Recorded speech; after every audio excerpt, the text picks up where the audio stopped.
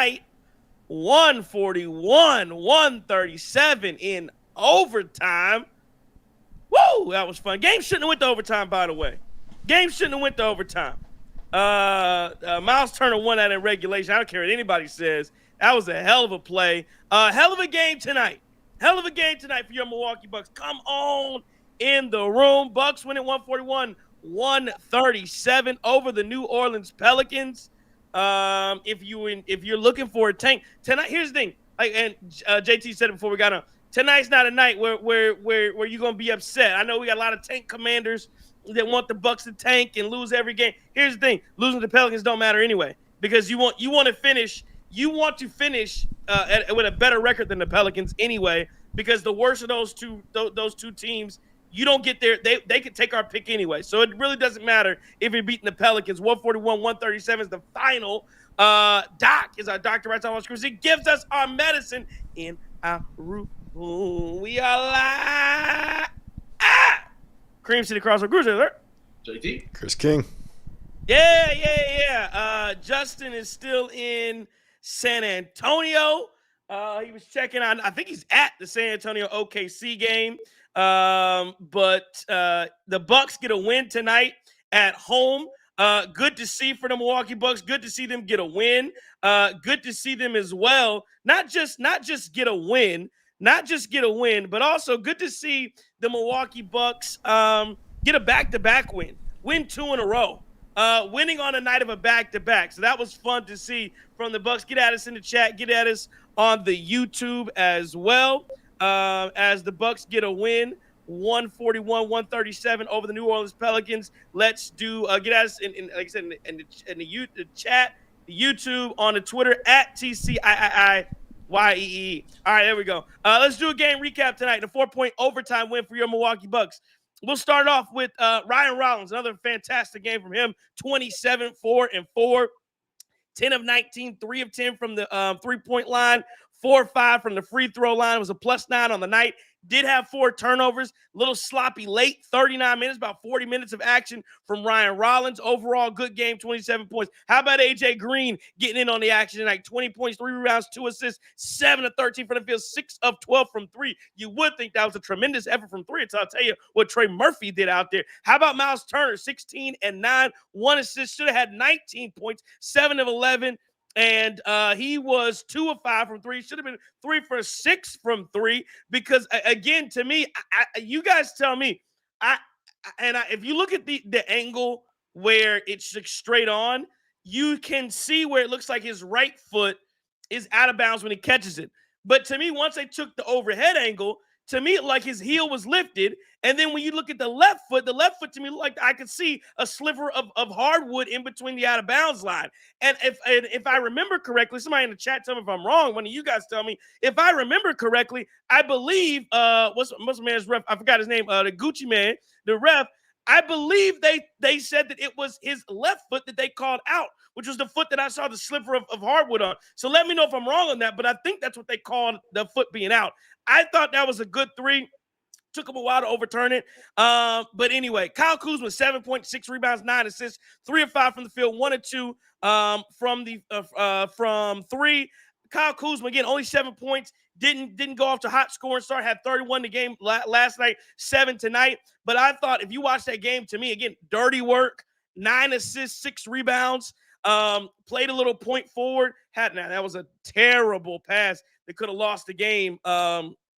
Where it was 1 second or so left, and he just threw the ball out of it. That made no sense at all. But I thought overall, Kyle Kuzma had a really solid game. And then at the end of in that second half, he had the primary assignment of Zion Williamson, and I thought he did a pretty decent job for the most part on Zion. How about Amir Coffey, the game of his life, 16.5 assists, 5 rebounds, 1 assist, 7 of 8 from the field, 2 of 3 from 3. He was good tonight. Pete Nance. Hey, Bobby, we're good. We don't need Junior. Hey, somebody tell Bobby Porters we're all right. 16 points, 3 rebounds, 3 assists, 8 of 9 from the field. That's not 8 of 9. 6 of 9 from the field, 4 of 7 from 3. Pete Nance, again, he just does all the little things. 18 minutes tonight. I wanted to see 6, 7, 8, 9 minutes more. I want to see 25, 30 minutes of Pete Nance. I thought it was that good. Kevin Porter Jr., welcome back to the lineup. He came back from his oblique injury, 18 points. Man, I might need glasses. 6 rebounds. This phone is not that far away from me, and I'm struggling to see this. 18.6 rebounds, 9 assists, 5 steals for KPJ, 7-14 from the field. He, again, just like Rollins, the turnovers. Rollins had hit a lot of his turnovers late. KPJ had his turnovers early. In that fourth quarter, KPJ basically put him on the back and really could have won that game. That spin move to, I believe, to tie the game, was that to take the lead, whatever it was nasty. And then you come back at a with, what was the score? It was a tie game, whatever. It was a tie game, whatever it was. And he comes back. They call timeout. He gets downhill, which again, some of the Bucks offensive problems. Too much east-west, got to get north-south. He gets downhill, and I thought he was gonna try to take a bad layup. But this time he learns, passes out to Miles Turner, makes the correct pass. Miles Turner out of bounds, didn't pay off for him. But KPJ, I thought, was really good, especially coming back from injury outside of the turnovers. I thought Jericho Sims was good tonight. 8.6 rebounds, 4 assists, 4-4 from the field. That's what he should be. Dunks, rebounds, putbacks. That's all I should see. And jumping out the gym. That's what I see from Jericho Sims. How about Gary Trent Jr.? Found his game. 13 points tonight. 5 of 7 from the field, 3 of 5 from 3, 21 from 47 from the three-point line where you're Milwaukee Bucks. Real quick, going through the New Orleans Pelicans side of things, Sadiq Bey, 22 points. Zion, 20 points, 8 assists. Zion's got to be just so much more relentless going to the basket for me. Derek Queen, same thing, 6.7 assists for him. Trey Murphy, 44 and 6. You can see why they are asking a lot for Trey Murphy and why it's going to be hard to get him. He was 15 of 26, 28 from the field, 12 of 19 from the three-point line. And then you had Jeremiah Fears with 13 points. Jose Alvarado with 9 points. Missy with 7 points and seven rebounds. All added up to a 141-137 victory. I'll say this and I'll let it go. Again, we're less than 24 hours away from the trade deadline, so we'll see what ends up happening with Giannis and with the Milwaukee Bucks. We'll see what moves are made. But tonight, the Bucks, it was so funny because early in this game, you wanted to see them make they stayed between like 4 and 9 points the entire first half and into the third quarter. They couldn't get over the hump. And so in the fourth quarter, when they finally did, led by Ryan Rollins in that group, getting over the hump and getting the lead, did a great job of keeping it and maintaining it. Trey Murphy got the 3-ball going, and that kind of hurt, and you weren't able to really close them out like you wanted to because Trey Murphy was on a heater. Thought some of that was the fault of the Bucks not being close enough. Some of that the fault of them not staying on a clearly hot shooter, but they did a much better job late in that game of doing that, even though he had some shots, and then you closed it out in the fourth quarter. In overtime and got the dub. So again, I get hats off to the Milwaukee Bucks. The Pelicans were a very rested basketball team. The Milwaukee Bucks were on a back-to-back, just won.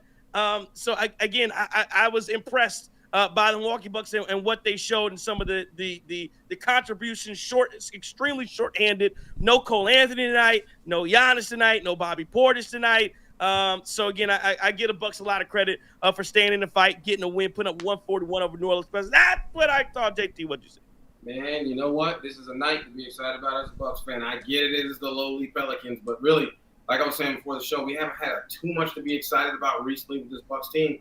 And I love the way we competed tonight. We came out and this was, like I said to Chris before, this is a party and everybody brought something. Everybody. We played 10 guys tonight, and I'd argue at least 9 of them brought something. Andre Jackson Jr., listen, by the time he came in, we already had what we needed, though. But what I really like tonight, though, Ryan Rollins, again, another performance from Ryan Rollins. We talk about Ryan Rollins trying to be a guy who can put this team on his back. Ryan Rollins, man, made plays tonight, 18 in the second half alone, finished tonight with 27. I really like the fact that some of the guys, what we bring in Derry Bird and Gary Trent Jr. to do? What did we bring in Gary Trent and Derry Bird to do, right? They did that tonight. That's what I'm talking about. And this is a night where both of them got this thing clicking. Remember, for the longest time this season, we were just hoping that one of them would do their thing, right? We were constantly disappointed because neither of them did. But tonight, how about both of them? How about both of them tonight? I thought they played very well. Shout out to Miles. You got to give Miles Turner's credit. You know what? When Miles Turner plays well, we're gonna tell him we're gonna call it. When Miles Turner does not play well, we're gonna call that too. Really like that. I don't like the fact that we had double the amount of turnovers, but you know what? I'm not gonna worry about that. I don't need to deal with that negative energy. No, we're not gonna worry about that. But tonight, though, man, again, 7 players in double figures. Out of the 10 guys, 7 guys in double figures. The 8th guy wasn't in double figures, but he was only perfect from the field. That's Jericho Sims. Really like it, man. Really like what we saw tonight. You always think, I say this all the time, good teams find ways to win, bad teams find ways to lose. And tonight there were a couple of times where we could have let go of the rope and we did not. Nice to win 2 in a row. I don't know when last time, maybe it was a few weeks ago we won 2 in a row, but it just feels like it's been a while. You talk about Pete Nance, I agree, brother. He has definitely earned his minutes. He's earned more minutes, earned a bit more exposure. I like Pete. Sneaky Pete. I think he's gonna be something, man. I think Sneaky Pete he's gonna sneak up on a lot of people though. And he's gonna get out there and keep balling. So hopefully he does get some momentum back or get the minutes moving forward. And man, you know what? Welcome back, Kevin Porter Jr. Welcome back, sir. Welcome back. I like it. I feel like this win for some reason just gives me a little bit of hope. Not so much about tanking and this and that. I think the season is probably cooked. But to me, it's about how we look. Are we competing? Are we out there? Do we look like we rolled over or not? And clearly, after looking at this tonight, we do have something left in the tank. So, great win. And again, Dre, Cool in the Gang asked me, how you going to do it if standing on the wall? Get your back up off the wall. No, good. My bad. I messed with that lyric. He said, how you going to do it if you really don't want to dance? There you go. There you go. Cool in the Gang asked me, how you going to do it? Get your back up off the wall. Let's real quick before we get to Chris King, get a couple super chats in here. Sorry, I missed them. My YouTube. I was trying to get it up. T Merrill, our guy Todd, always talking. Ready to trade Giannis to OKC, but he says nice win. Feel like rewarding you guys for always being here. See half the battle. This is a life lesson right here, JT. Chris, let me get on Unc status. Your life lesson. Half the battle showing up. Whether that's class, whether that's work, half the battle is you just gotta go. You just gotta listen, man. You get a C in any class. Just go.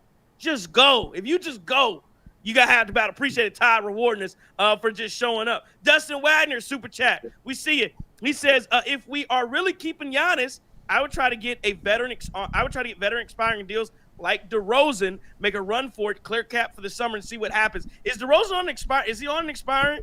Somebody let me know if DeRozan's on an expiring. DeRozan's in a weird spot because I guess he's not willing to take he's not taking a buyout. I feel like I wouldn't either. He's not gonna take a buyout. Hold on, I just want to look at that real quick. DeMar DeRozan's contract. I didn't know he was on an expiring. No, he's not. Well, I guess unless you're talking about taking on, he'd be I guess you're saying he'd be expiring next year. Okay, yeah, but I see where you're going. I see where you're going with that. I thought he'd be on expiring next year. You could maybe offload him then. But again, I think that's a question of what is Giannis? If you're keeping Giannis, what are you looking for? Because again, I'd be thinking I want to offload DeMar DeRozan immediately almost. So that's an interesting thought about DeMar DeRozan and what that looks like. NYC Randy, look at that. He's back 2 nights in a row. I thought you gave up on the Bucks. NYC Randy says Bobby. Oh, that's what Kadoosh. That's a good one. Remember that's good. Bobby Kadoosh Portis. I appreciate your services. We don't need you no more. Very curious what the Bucks do tomorrow. Really don't know what Horst is thinking. I think NYC are just like all of us. I don't think we will not know until the first move is made what the Bucks are thinking, what Horst is thinking, what direction they're trying to go. Again, we heard, and again, we'll talk about this eventually, but we heard that the Bucks are still in on John Morant. So this is the fun. I don't know if you want to call it fun. It's such an exciting time for the Milwaukee Bucks and this trade deadline. I don't know if we'll call it exciting, but it's definitely interesting because the Bucks could go so many different ways where you could have a team where at 3:00 tomorrow Eastern, you could have a team that has no Giannis and is tearing it down in a complete rebuild, or so that's one end of the spectrum. On the entire other end of the spectrum, you could end up with John Morant, which is again called superstar. Whatever you think of him now is whatever you think of him, but you could end up with John Morant and Giannis on the same team, ready to come back, trying to lead this team into the playoffs. And John Morant has a couple years left on his deal too. You could end up on, or this could be where it's just Bobby and Kuz out for salary and out for trying to get some draft capital so you can make a run at next year. all of these options are open to the Milwaukee Bucks. We'll see what ends up happening. Good comments there. Appreciate all the super chats. My bad. Chris King, what you got? This was a fun game, guys. I actually had fun watching it, and going to OT and still getting the win was fun. Look, I look at this as there was no defense played around the perimeter from both sides. But I will give Doc some credit, as much as we've been on him, for some of the offensive sets. We saw A.J. Green getting back screened and getting open looks. We saw a ton of other guys get open looks. And that certainly looks a lot better when the shots are falling, and they fell tonight for the Bucks. Fell a lot for the Pelicans too. And it was just like confusion everywhere for both teams defensively. But I felt offensively, it certainly looked better when the shots are falling. I don't know. So KPJ comes back, right? I don't know if I've ever seen such a capable defender just have so many lapses on the defensive end. Now you look at like 5 steals and you look at what he did at the beginning of overtime to get us on the board, but you also see little mishaps where he's just playing a little far down towards the rim and guys are getting open looks, or he's just playing lazy. So we got to tighten that up from KPJ should he last in Milwaukee, but certainly love seeing him come back, because I felt like he added a little bit of juice tonight.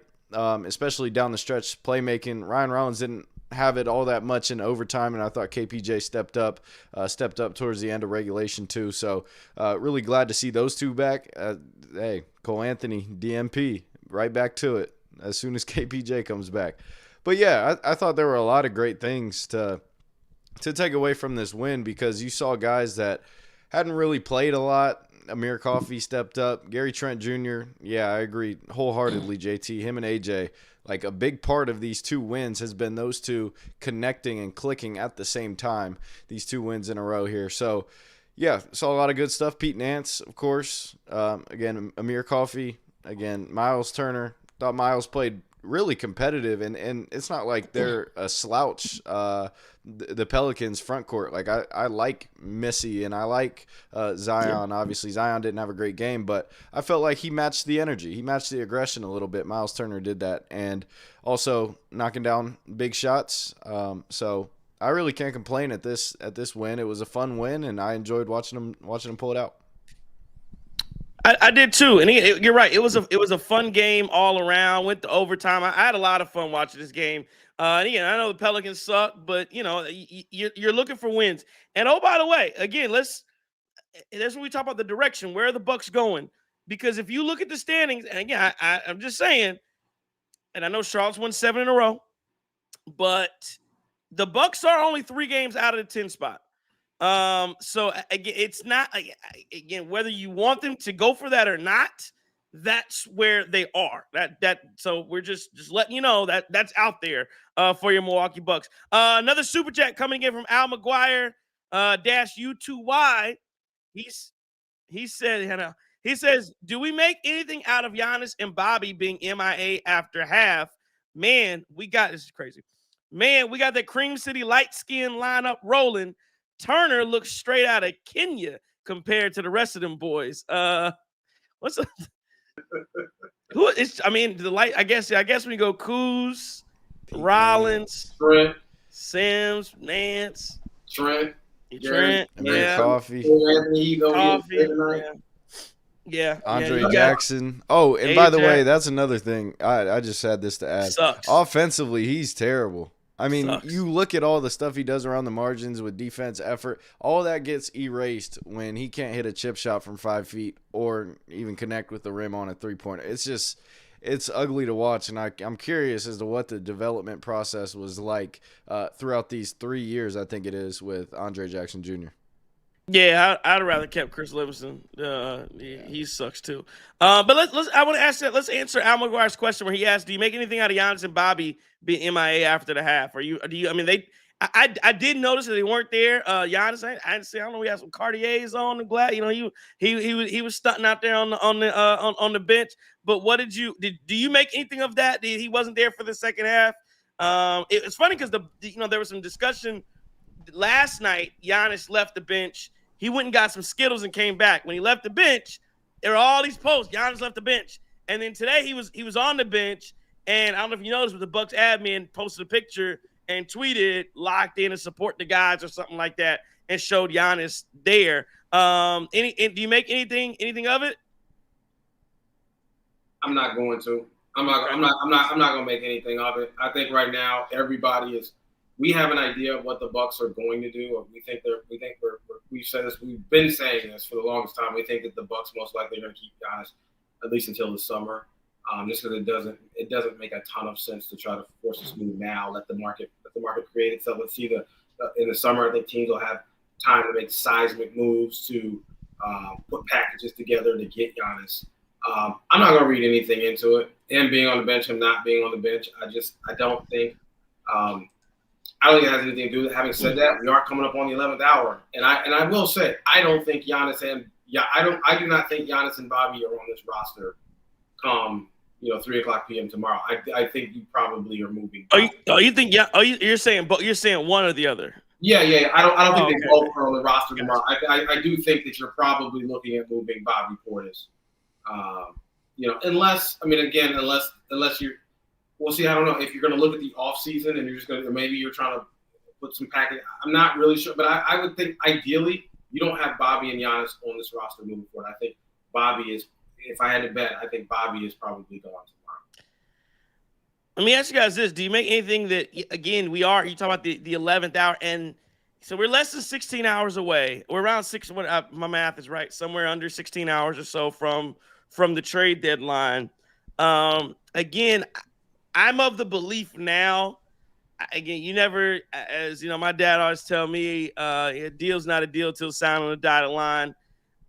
You do have 16 hours to go. I think I said earlier on one of our shows that, I could not see, or maybe when we did the trade, so I really couldn't see a scenario where we would make it until tonight. It's almost midnight on the East Coast, where we make it until tonight and there wasn't frameworks of a deal done for Giannis. So I thought the deadline really to get that done was probably yesterday, maybe early today.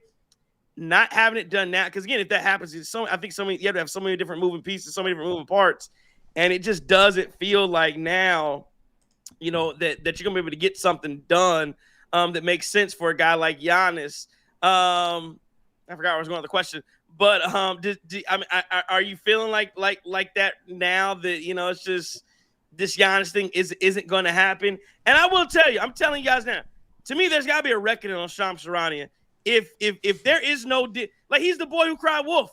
You can't peddle again. Now, he's been peddling trades since 2019, but you can't peddle a trade for a calendar year, and then again, I said this to people before. That's like me saying, at some point Victor Wembanyama's gonna leave San Antonio, and then I wait 10 years to go. See, I told you when it finally happened. That's not.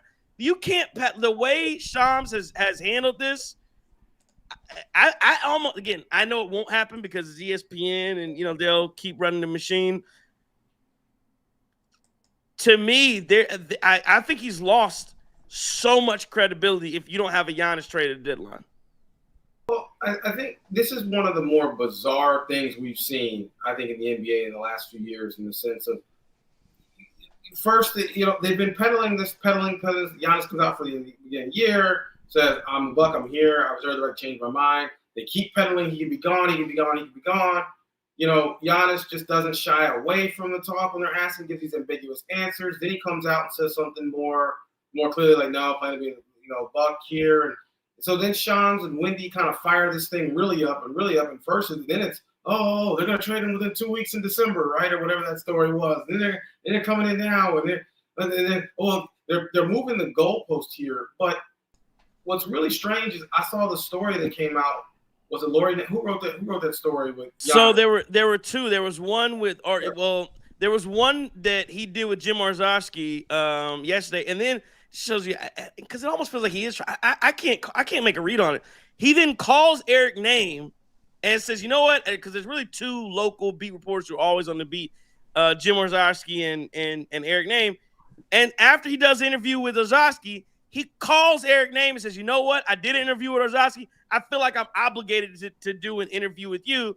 And he gives him a phone interview, which, again, you tell me how to read this, but we'll talk about it in a second.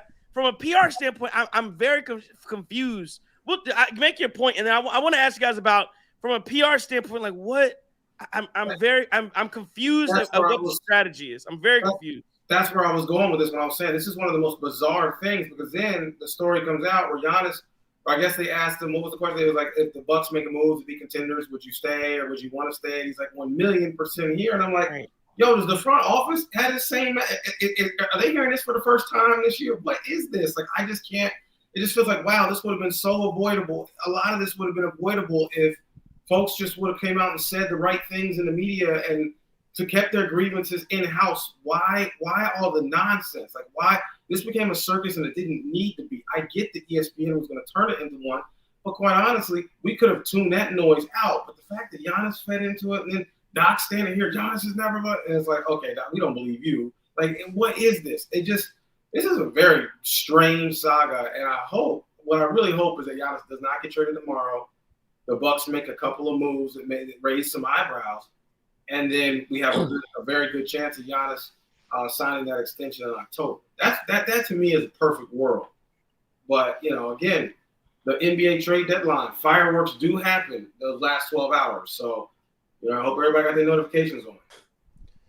Well, I just wonder if it's been a situation where the packages for Giannis have not been enough, and then that ultimately leads Giannis to start pivoting on what he truly wants, right? Like if people are in his ear and saying, hey, they're not getting enough for even the destinations that you would be okay with, then maybe Giannis goes out and makes sure to get that out because he knows that this deadline is probably not it in Milwaukee.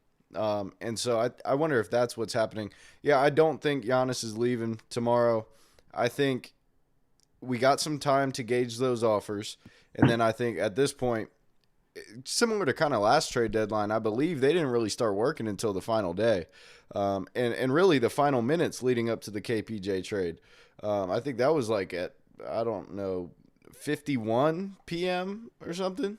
And so that was like 9 minutes before the trade deadline hit. So I would say that maybe now the front office is pivoting to maybe bring some appeal to Giannis at this point and bring some appeal, especially with the way these past two games have transpired. I'm not saying that they're going to make the playoffs. I'm still probably out on that. But at the same time, look, they've won 2 in a row. Without Giannis, they've certainly made some improvements. Guys have stepped up a little bit. Guys have played, as Justin would say, above their basketball card, and you might be able to get something back here. I love that, Justin. When you got to play to the front, to the back of the basketball card. T. Merrill with the super chat. He says, "I think this, and this is where I was going to. What do you think of all these Giannis interviews last night with Jim Orzowski and Eric Name trying to cement his legacy to Milwaukee? Is he playing both sides?" And that's what I really want to ask you guys. Is he playing both sides here? From a PR perspective, right? You have, listen, this is why, put my attorney hat on. This is why, and I don't do criminal law, but I have kids. And so when they get to a certain age, hopefully nothing ever like this ever happens. If you ever get caught up in a situation and you're at a precinct or police are questioning, shut up. There's no reason to talk. There's no reason to say anything.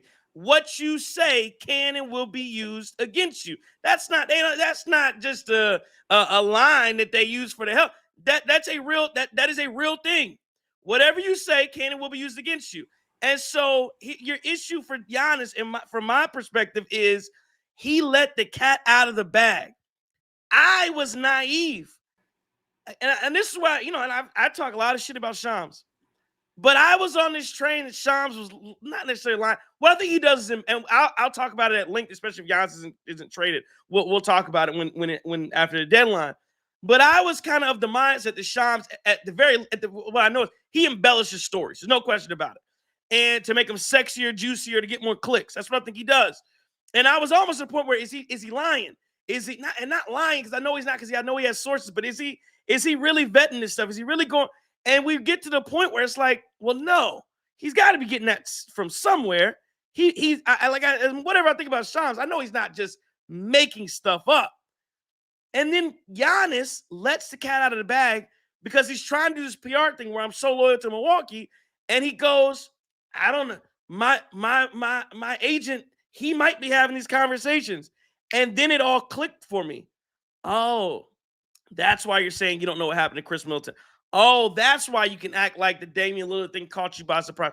Oh, that's why you can act like you didn't have anything to do with Adrian Griffin being fired or Adrian Griffin being hired or Docker. They are coming to you and checking on all this stuff, but you're right. They're not coming directly to you. You're not walking in office. Horse isn't calling you up. Horse isn't Giannis in and out. He's going to Alex Psoriasis or whatever his name is. He's going to him, and that's how they're doing all this. Got it. But I really didn't know that, but for the fact that Giannis lets it out of the bag. So now that Giannis lets it out of the bag, he gets to play this game of I'm Mr. Loyal. Oh, and again, he's not wrong. My father's buried in Milwaukee. I've come over here. This is my home. This is where I learned to do this. He's not lying about any of that stuff. It's true, personal to him. To your point, 1,000,000%. If I knew the team could compete, I'd stay. That's where you can do all this stuff. But I guess my question, though, JT, is unless you're to have me believe, and I don't believe this for a second, unless did something just happen? Get that breaking news. I got some. Okay, let's see what we got here. I'm sending it to you now to read on air. What do we have? We got Golden State. I see it. Golden State Warriors trading Kuminga and Buddy Hield to Atlanta for Kristaps Porzingis. Is anything else going to Buddy Hield and Kuminga for Kristaps? Okay, so I guess to me, does that mean that they? I mean, that's interesting because why? Okay, so I'm confused as why would they do that? Porzingis isn't playing. Porzingis, as we know, he got that thing. You know, he got that clap. He got that clap. He got that magic. He got that round of applause. Got that magic. So yeah, but that's an interesting. But they had to get rid. I guess they had to get rid of Kuminga. We'll talk about that. Do you like that for Atlanta? But yeah, like I said, that means that Giannis. Yeah, well, and Giannis was never going to Golden State because I guess he would have had to be a part of that some way. But yeah, I don't understand the. I really don't get that for Golden State. Let's say we're just really trying to get rid of. Let's say we're just really trying to get rid of Kuminga, which I guess they definitely needed to do. But that's interesting, right? KP's on expiring. Yeah, but that doesn't help them from a basketball standpoint. But I guess they weren't playing Kuminga anyway. Well, you think he's staying there, or are they making another move? I don't know. But I mean, they really weren't playing him anyway. So I mean, I don't think that really does anything. But yeah, that doesn't mean to me. Yeah, I agree, Todd. That definitely doesn't mean that it's going to be a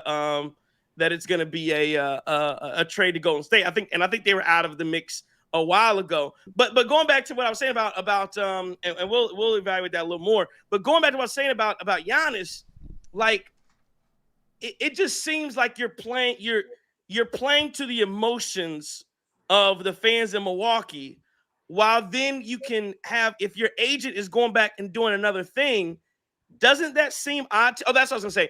Because unless you're to have me believe that Jimmy Haslam bought the team and again, he still has to do it with Wes Edens and they had to have this meeting of the minds. But unless you're to tell me that he got in an ownership group and the Milwaukee Bucks all of a sudden decided, you know what we should do? First order of business, let's trade our superstar. I don't believe that. So I have to believe some of the Shams reporting that they brought it to the ownership group. And that's the only reason they're fielding offers. So then why are you doing interviews saying basically the opposite? You want to retire in Milwaukee? Like from a PR, like make that make sense to me. Well, and that's my thing is it doesn't seem. One thing, let me take a step back. I will die on this hill. I do think that Shams, once Woj went to St. Bonaventure, I think Shams is really trying to constantly cement himself as being that guy. So maybe that may be why he is taking kind of embellishing or exaggerating a little bit here, or kind of maybe that's what that is that's the I want to be Woj eventually. I'm not, I think that may be some of this, but I agree. It almost seems like Giannis is making moves, but he's not, or his agent, somebody on Giannis's camp is making moves, but he's not comfortable. He's not comfortable standing on that publicly. he's not comfortable. He's not comfortable standing on that because it does kind of seem like the last couple of days he's gone out of his way to make it clear how much he loves Milwaukee. But the thing is, we don't doubt that you love Milwaukee. We get it. It's a business, right? But I think for him, how this is managed is more important than I think it is to most superstars, when there's trade talks or something like that. So I mean, are we in a situation where nobody has any credibility, right? Where you got to kind of look at what everybody's saying a little bit sideways because nobody's telling the entire truth? There has to be some of that. And I saw somebody in the chat say, well, it's optics. Ian Fascist says in Fascist, he's worried about the optics. But again, if you say I love Milwaukee, everyone leave Milwaukee, and then you get traded, and we know that the Bucks didn't just come out of nowhere and feel the need to trade, doesn't that mean you're talking out of your ass? Doesn't that mean you're talking those two things don't compute? Shams is on TV saying you're ready to leave. He's ready to make a new home. He's da-da-da. And then you go, I love Milwaukee. I want to retire in Milwaukee. Then you get traded. That something doesn't add up. So the optics still don't make sense to me unless you're to have me believe that, unless you're to believe that I'm stupid. That's how I look at it. He thinks I'm dumb. Okay. Maybe I am dumb. I was gonna let Chris King speak on it. No, I mean I think you guys are nailing it. Again, it's a situation where the ownership may have fielded calls because Giannis's representation may have came up to them and said, yeah, we don't really see a future here. And then all of a sudden it's backtracking. It's just backtracking left and right because the offers aren't there. The package isn't there.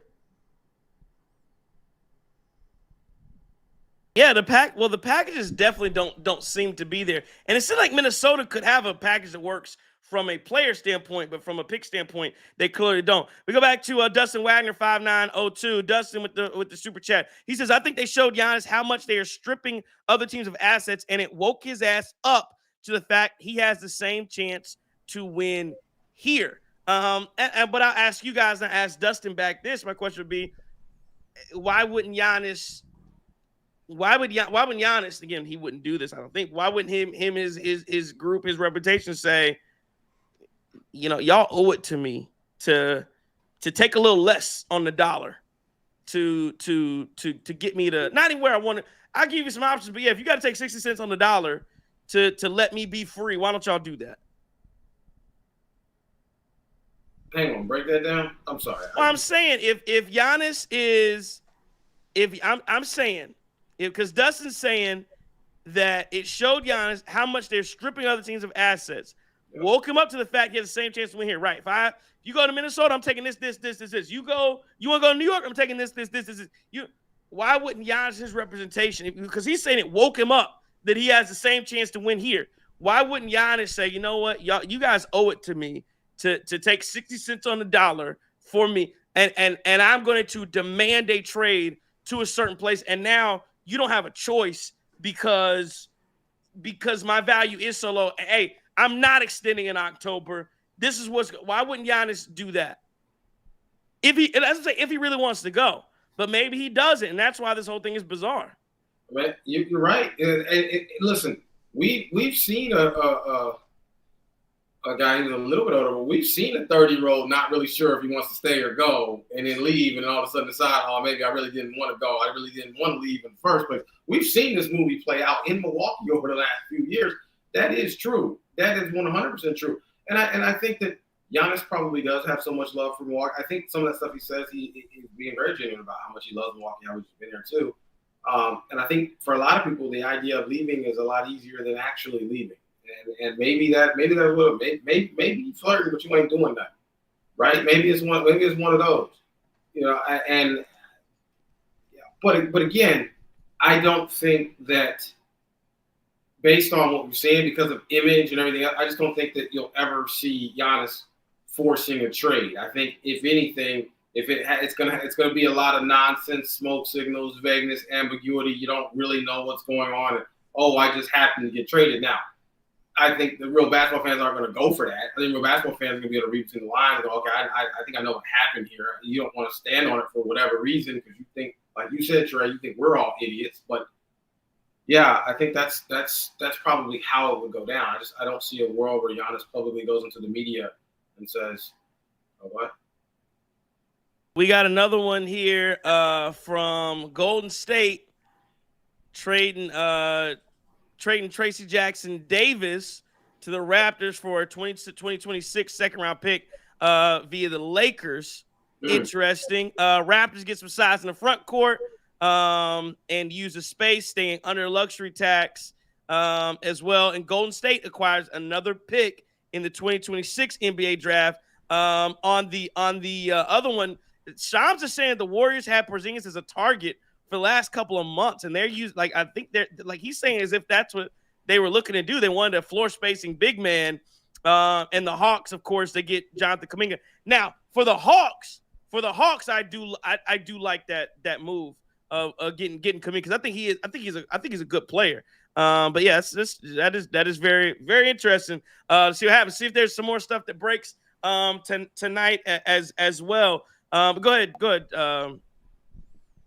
Go ahead, John. I was just breaking. Yeah, I just had a question for Chris. When's the last time he played? I don't know. With Boston? That's what I'm saying. When's the last time Kristaps Porzingis has played? I think that's a fair question as to was he played one game this year? He's played 17 games this year. 17 games this year. I'm trying to see the last time he's played. And it still has this illness and everything else too. So you really got to kind of wonder what's going on here, man. Is this that they got to know what they got to know what this condition is. They got to know what's going on with it. But what's kind of interesting though is whatever you got clearly is serious. Whatever he has clearly is. Yeah, he last played on January the 7th, so he did play on played about a month ago. So a month ago, and he's played 17 games out of what are we at, like 48 games this season roughly. We call it that. Yeah, around like 50. Yeah. So to me, it's just hearing all this news about Golden State. I wonder what it is they're doing. Like you don't have Jimmy Butler, you just get rid of Kuminga, who was not a huge piece to them. So is this going to be do they really think they have a shot at this? Like, do they think that they can? I don't think so. That's what I think these moves are for then. If they're trying to get more picks, 2026 draft, it looks like this may be hey, let's punt this year. That's what it feels like. It feels like a little bit of a punt.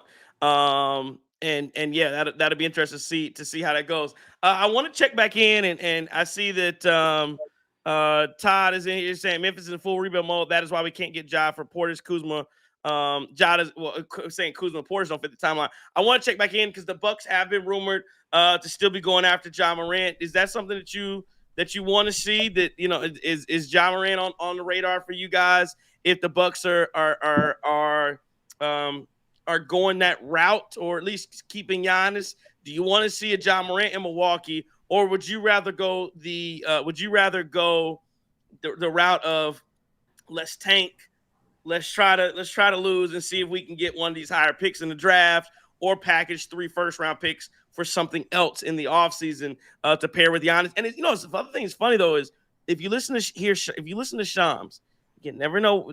He notice when he talks about Giannis, remember he's done it for a year, but he always says it's either they're going to do it at the deadline, because now he's fully backtracked. So they're going to do it at the deadline, or they're going to do it at are they going to wait till the offseason?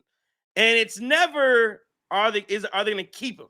So he's fully alive. I'm getting Shams is like fully in on Giannis has got to leave at some point. But anyway, that's interesting. But I'm bringing up the point of, if you go get Ja Morant, to me that's signaling that you want Giannis, you want to keep Giannis, and you're trying to do things that will make the team competitive in the future. Yeah, I think now personally, I just wish. Do we have any? Oh, do we have? Status for real. Do we have any other? Do we have any other option And see, the reason why Ja Morant is a little appealing to me is that he's going to be cheap. He's not going to cost us a ton of compensation. At least he shouldn't. Now, I know the Grizzlies are in a full-on tear-down rebuild at this point. So maybe it doesn't cost us much to get Ja Morant, but because that, does it become, are you at a point where you're negotiating against yourself, or you're negotiating against another team that really doesn't really have the long-term plans that you would with him? I don't know. I just don't want us to overpay for Ja Morant. Yes, I'm very nervous about bringing him around. I do not see this thing working from a personality perspective. Maybe Ja may show us something. But I think the worst case scenario is you bring in Ja Morant and he come in and show his absolute ass. And, you got palpable tension here, a contract you're committed to. What's Ja got, like 2 years left on his deal? I think so. I think after this year, I think he has 2 more years. Here's the issue with Ja Morant, though, John, is, and this is, I believe, some of what happened with James Harden, and why he got pissed off out of nowhere. Talking about stuff that happened out of nowhere. He get pissed off. He went, and boom, next thing you know, he's in Cleveland. His issue is he's going to be eligible for extension. I think it's like 3 years, one something or what. I believe he's going to be eligible for extension this summer. And again, if you're not going to pay him, but of course, the egos. Ja Morant is going to want to know that as soon as he gets here, he ain't going to show us that. If you say, hey, we're going to wait and see, let's let you play this thing out, you're not going to be able to do that. You're going to have to commit that money because otherwise, yes, he will show. If you don't commit that money the day he steps into your building, he's going to show his ass. So he's going. My point. He's going to want money, and if you give him his money, I think he will fully commit to whatever you got going on. Ja Morant had the world by the fingertips at one point. He had commercials, shoes, everything out there. Still does have shoes. You don't have no commercials. When the last time you seen him pumping Gatorade? Still got them shoes. Ja Morant had all of this. He had the world and still found a way to show his ass when he was trying to bang on a 16-year-old in a basketball, which was one of the strangest stories as well. I don't trust Ja Morant at all. I wish if you had Ja Morant, it was a year-to-year ordeal. But hang on, JT. Let me ask you. Okay, you say you don't trust Ja Morant, but you have a guy on your team. But you have a guy on your team right now. And I know he doesn't have the same money, so maybe this is the same conversation. But you got a guy on your team right now in KPJ that you damn sure shouldn't trust. Yes, but listen, but again, dollars. I get it. That is one of the best deals. KPJ and Ryan Rollins are on 2 of the best deals in the NBA, right? Based on what you're paying and the value you're receiving, right? Both of those for various different reasons. Both of them had their issues, but those guys, for what they are making and the value they are bringing to the table, I mean, it is insane. They are criminally underpaid, right? No pun intended. So, at the end of the day, I mean, I really do think that, Ja Morant, that's a huge commitment. That if that does not work, I mean, you're pushing your chips to the table, but there are can we supplement that production another way, right? Can we supplement that production from And the other thing about Ja Morant is he's been hurt. He is not the player that he used to be. So, how much are we factoring in who Ja Morant was versus who Ja Morant is when we think he's going to come in and solve problems and be the I just think there's a lot of question marks about that, and that's a lot of dollars going out. Which, listen, if Jimmy Haslam's fine, cut the check, do your thing, right? But understand, how does that impact the other moves you're going to make? Because now Ja Morant is a cornerstone of your team if you trade for him at this point. Here's where I'm at with the whole situation. I'm almost to the same belief as Todd, where it's like, okay, I have a feeling that they would want to ask a little too high and not move off of that, the Memphis Grizzlies. I don't believe that maybe a Bobby or a Kuz get it done together, or one of those, and whoever else you throw in there, a Gary Trent, whatever it may be. Like, I think Memphis now going in the direction that they're going with, they said something about Cedric Coward and Zach Edey being their cornerstones. But, like, I think they would want something to fit their timeline, and I just don't believe that Bobby and Kuz do that. So I agree with Todd there when he says that in our chat. But I do think, look, if you can get him in here and you give up one of Rollins, KPJ, and somebody else, like, I would be for it just because I think he would come with something to prove. Memphis basically they blew it up on him. They blew it up in his face when he was supposed to be the franchise guy, and obviously the off the court issues didn't help with them moving in that direction. But I think he would come with something to prove. Again, box office kind of guy, a guy that I think has a much higher floor than Rollins and KPJ at times. So I wouldn't be opposed to acquiring him. It's just I don't think Memphis is gonna budge off of asking a little too high. But that's a good point. I didn't think of. Would KPJ fit the timeline? Would KPJ is a young player. Could he fit a time on a redemption arc? Is going to want a new deal next year, but is going to make less money than obviously you're paying a John Morant. Could he be a guy you're like, okay? Because again, I don't think it'd be bad if you're doing if you're putting KP, yeah, you got to take Bobby and Kuz, whatever. But I'm giving you KPJ. Here's your young piece. Here's your young piece that you can build off of. That might not be a bad move. It depends on, again, how highly they value him. Quack me 2234 says reports about, and I did hear this as well, reports about the Bucks' interest in Cam Thomas out of Brooklyn. What do you think about him? And do you think that? My first thought when I hear this, why? I don't see what he's a scoring punch. But again, that smaller guard as like smaller, just because the difference why I like KPJ, why I like Rollins is they bring more than just score. Like they are defenders as well. They're playing hard on those defense. Cam Thomas and that's why I think the Cleveland Cavaliers got off of Darius Garland, because that small diminutive guard that just scores, that position is dead in the NBA. You got to be able to play defense. Ryan Rollins works because he has a long wingspan and he can defend at a high level too. KPJ works because he's an opportunistic defender. I think again he had 5 steals tonight. He does a little bit of that. The guys who all you can do is score. Yeah, because my thing is like, why am I taking the ball out of your hand? Why am I taking the ball out of Giannis's hand? Why am I taking the ball out of a true superstar's hand to simply put it in yours when you can only do one thing? Yeah, I think that's a huge point. It's a great point. If you bring Cam Thomas in, I mean, how does that? It seems like based on what you have with Rollins and KPJ, their ability to go both ways. I mean, to an extent, that's a downgrade. And I think, and again, Cam Thomas, I don't believe he's not a great 3-point shooter. He's not very. He's cracking like barely 30% this season, which is that's underwhelming. Yeah, I'd agree. I mean, listen, what are you giving up to get Cam Thomas, and who's going out the door? Because the other thing is, if you do ship out Ryan Rollins or KPJ, and then you bring in Cam, that's different. But as of now, I just don't see how he helps us.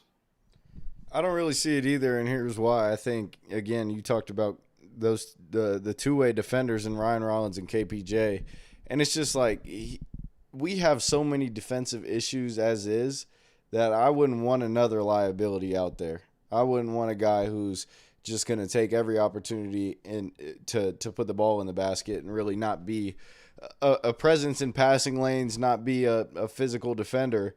And that's what I think Cam Thomas is. I think, yeah, he can microwave with the best of them. I mean, we've seen it in the past couple of years just playing against them. But at the end of the day, I think really the tandem of KPJ and Rollins is probably better. And then even like if you talk about a Ja, like I think those two playing off of each other, Ja and Ryan Rollins, if that's the way you go, I think that's way better than having a Cam Thomas, because Cam Thomas, it's going to be a similar thing that we saw tonight with the ISO ball, the passing it back and forth to each other, taking turns, whereas Ja would add a lot in just driving, getting to the basket, highlight plays around the rim, and also being able to stretch the floor a little bit. Ty says Rollins only makes $4 million. Is not trading him. Again, I wouldn't advise trading him, but it just depends on what is available. If there's a big name out there, I wouldn't put it past the Bucks to do it. Now again, you wouldn't do it for John Morant. I don't think because I don't think his market is that expansive for it. But again, these trades can come out of nowhere. The James Harden trade came really out of nowhere. Anthony Davis. Now we'd heard Anthony Davis. We heard Anthony Davis was potentially going to be traded different places. Never heard that it was the Wizards. I didn't see that coming. Never heard that it was the Wizards. I didn't see that coming. I saw that and was like, wait, what? They traded. Wow. Right. By the way, there's Middleton. There too. He's gonna be a buyout guy. Yeah. Did they trade AJ? Huh? Yeah, they trade AJ Johnson. Yes. Well, yeah. Of course they did. Now, if AJ Johnson can't make it in Dallas with Jason Kidd coaching him, then I don't know what to tell you. But listen, I think AJ Johnson. My prediction is in 1 year he's gonna be trying to go to BYU. Let me tell you that right now. Chris, if Dayton Flyers got some NIL money for him. Probably, yeah. All right, listen. I think that's his best bet. AJ Johnson might as well get on the phone with the lawyers and go, hey, how I get back into college. Do that. Yeah. AJ Johnson is in some rough shape. But yeah, again, it's just stuff you don't necessarily see, and I think that's what it's going to be about tomorrow is the unexpected and trying to see what takes place there. Real quick, like if I look like this, I think the Giannis thing is it's near dead now. I'm just looking on where I should have put more money on it, honestly, and I got bets out with people in the chat. So yeah, I can't wait for people to pay me some money on this Giannis thing. Giannis staying in Milwaukee, but yeah, if I go to, I just want to see what it is now. He's now at a 77% chance in the markets to stay in Milwaukee. And again, as of last night around this time, it was in like 43% was where it was. Go back in, buy a little of that dip, and now we're up to 77%. So it would be. It just doesn't seem like Giannis is going anywhere. And so here's the question I have before we get to Twitter and things of that nature, starting to wrap things up here. If that's the case, I think I've asked this a couple times over the last couple shows. What is the move? What happens? Bring out your crystal ball. We're now less than 16 hours away from the deadline. We're gonna do it like this, so we're not even gonna put the Giannis into play. I'm gonna give you because you can say, well, Giannis. We're gonna say Giannis is staying. Giannis is gonna be in Milwaukee. Giannis, you're not trading Giannis. No trade has materialized. Nothing has developed on that front. I asked you guys in the chat too. Let's get it all from the chat as well. This is the scenario I'm putting out. It's been decided that the Bucks the offers are not good enough for whatever reason. Offers not good enough. Meeting them. Giannis is no longer being traded. So it's been established. You don't have to factor that in. Now, I'm not saying he's going to sign an extension. I'm not saying what the direction is, but now you get to tell me what is the direction. Giannis is going to be on this team post February 5th, excuse me. What is the what moves are you making knowing that you have Giannis? You have 15 hours to figure out what you want to do. What's the direction you're going in? What are you trying to accomplish? Are you looking to tank? Are you looking at, because I think what you have to figure out is, are you looking to tank or are you trying to, because again, Giannis, I want to, remember this report too from Shams that of course we don't know, he said there'd be tension if because Giannis wants to come back and play, and if the Bucks are like, no, we're gonna sit you for the rest of the year, he's like, no, I want a player, else it's gonna be so remember that as well. Like, so are you trying to tank and give him nothing to work with, or are you trying to push for something? But Giannis is staying past February 5th. You're John Horst. You got 15 hours to figure this thing out. What's happening? I do have a prediction. Okay, let's hear it. We're trading somebody from our front court, and we're trading somebody from our back court. I think I do think that happens. I think either Rollins, KPJ, Cole Anthony. I think we move on from one of those three, and we trade one of those three. And I think we trade either Bobby, Kuzma, or Miles Turner. Okay, what are you getting back? Okay, so what do you? You got to give me. Here's what I'm looking for, JT. Oh, you want I'm looking. conversation? Well, yeah, I'm looking for. Yeah, consideration. what are we doing? Yeah, because okay, you're trading one. What are we looking to do with the team now with no backcourt, no front court? Well, see, but that's what I'm saying. Like if we're trading one of those three, that's what I'm curious about is, if we do, does one of those players get it done if we decide to jump in bed with John Morant? Hey, right? Does one of those? I want to jump in bed. I wanted to play basketball. I don't want to jump in bed with him.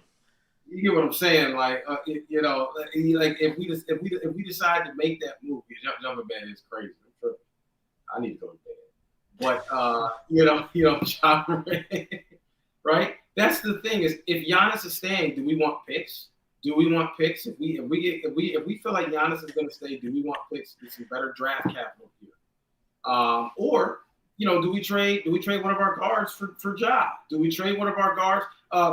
I think we're out. We're officially out on Michael Porter, right? The cost for the compensation for him is going to be way too high. I think it would be tough to do. I think it would be very tough to do it. Unless that'd be a guy to me where to your point, to Todd's point, well, I wouldn't trade Ryan Rollins. To me, that's one where to get a Michael Porter Jr., I think Ryan Rollins had to be involved because you don't have the wherewithal to go do it. Man, I said so. Somebody got me here.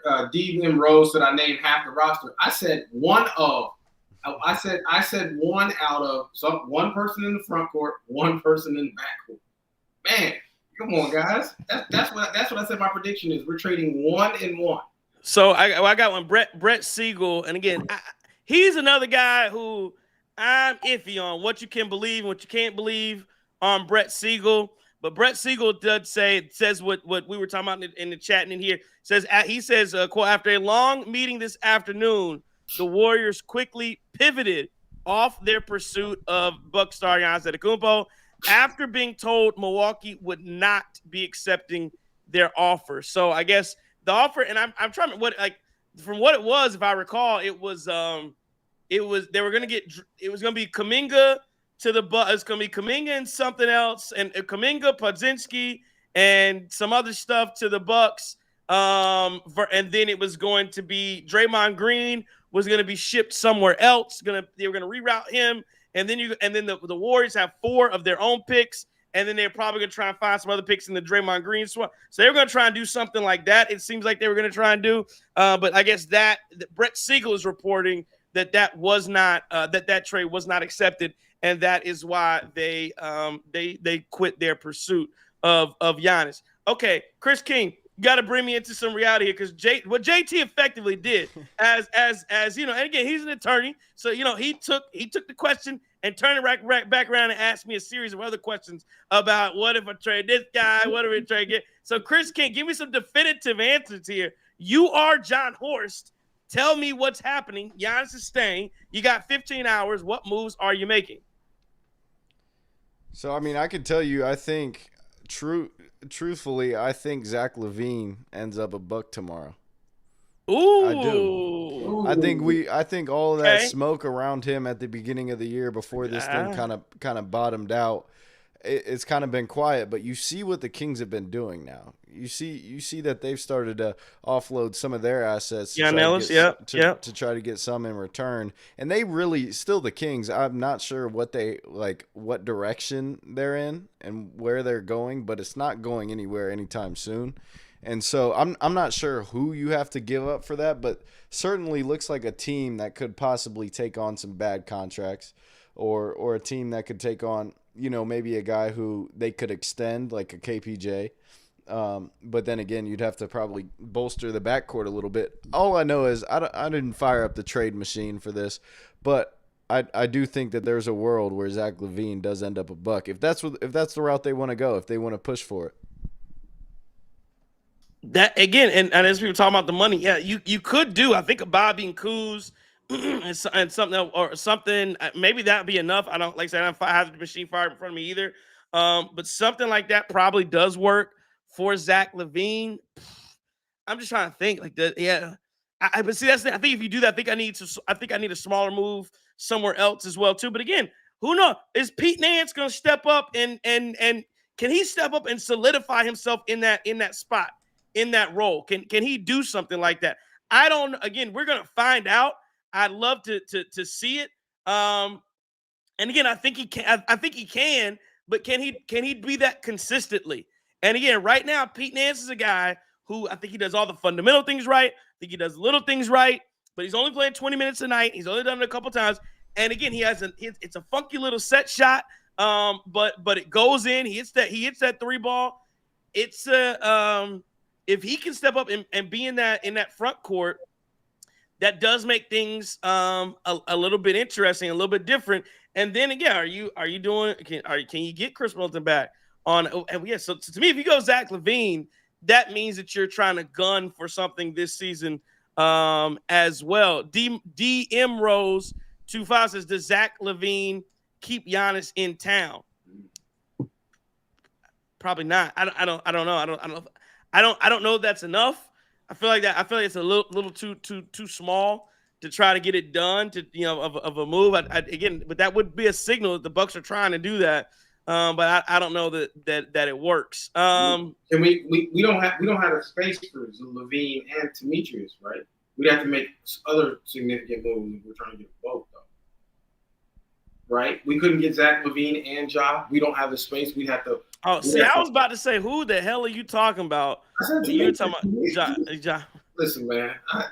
Hey, you know. I guess it all just depends to me, like what you can get for these guys that have not provided much value for you this season.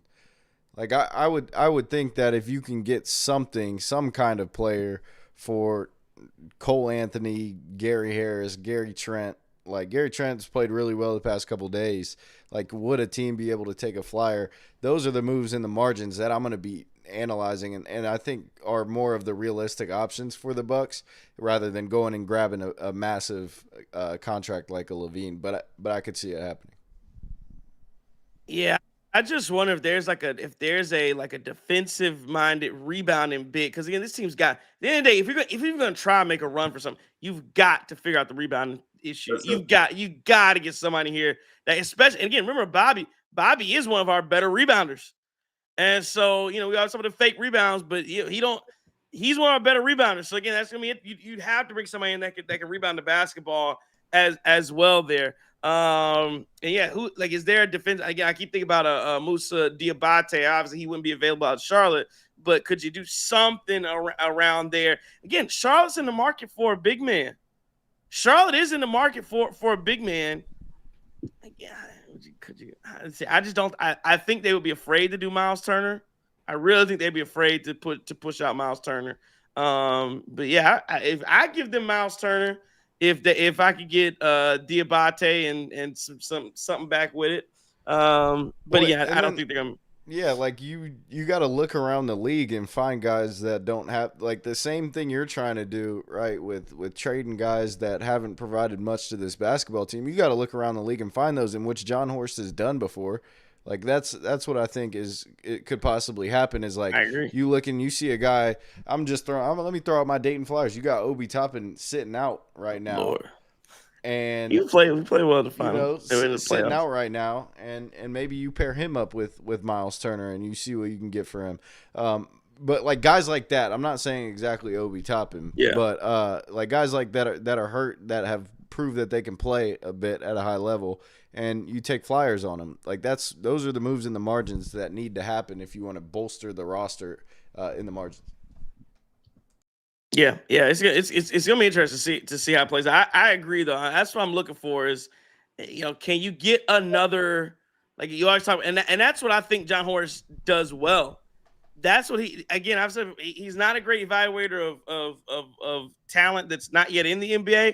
But of talent that is in the NBA, I think he does a really good job. Again, that's why you got the KPJ deal for MarJon Beauchamp. You had a guy and the Bucks didn't keep him, but you had a guy, your boy Bouye, who is balling in Phoenix right now, who the Bucks had in town, and he looks right. He's a little bit of a player. You got Pete. You went and got Pete Nance, and Pete Nance looks like he can be a player. You got Ryan Rollins, fresh out of Target, because that was an NBA talent that you already saw. and you swooped them up and brought them in. So those are the type of moves. Again, I want to see it with a legit big. You done it with some smalls. You did it with Rollins. You did it with KPJ. Well, you could you try to do it with Jericho Sims. You see what they were going for there. But let's see if you could do it. Jericho Sims had a great play tonight to end the game on Zion Williamson. To defensive effort to kind of win the game. Dustin Wagner super chat says Portis, Kuzma, and KPJ for Levine in some seconds. See, I wouldn't want to use KPJ in that. I really wouldn't want to have KPJ in that. I don't know if we'd have to, but I wouldn't want to. I think real quick too, like we're in a much different position than we were last year because we're not in the playoff race as of right now. So when you look at it, like there's going to be teams now that may be more susceptible to trading with you than there would be as if you're in the playoffs, if you're a 4 seed, if you're a 3 seed, trying not to have you ultimately become a better team by the deadline. When if you're sitting in 10th and you don't feel like there's any direction, maybe there's more teams out there that would be willing to be trade partners. Yeah, and I think the other thing is I think you're looking west because I think if you're looking in the east, I think a lot of those teams probably don't want to help the Bucks keep Giannis. But I keep thinking about if I was in the West, because that's what everybody keeps saying about the league. Like the league, they don't want Giannis in Milwaukee. I think that's a lot of media and GMs, and I agree with that to some extent. But if you're in the West, why would you want Giannis to be? The West is already a bloodbath. I wouldn't want Giannis anywhere in my conference. If I'm Houston, if I'm Minnesota obviously wants Giannis. But if I was one of those other teams, maybe I don't know if you want to call it like a Houston, like a Phoenix, like a Portland who doesn't have a chance of getting Giannis, like any of these other teams out west, a Kings, if you will, any of these teams out west. I don't want him in. I don't want him. Either I don't care or about any of this, or I don't want him in the West, especially if I'm trying to compete. I don't want Giannis added to all the gluttony of stars that are in the West at all. And I can see those teams maybe saying, "Hey, we'll throw you a bone. Yeah, we won't play hardball with you there." And if it keeps Giannis out of the West, I think that works for them. Okay, let's. Anything else before we go to Twitter and start to wrapping this thing up past midnight on the East Coast, and the trade deadline is looming.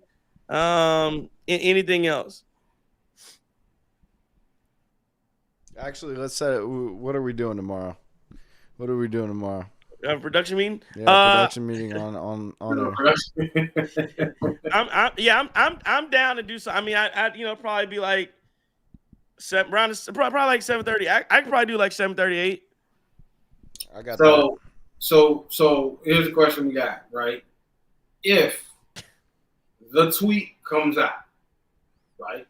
Yeah. Okay. If the tweet comes out, yeah.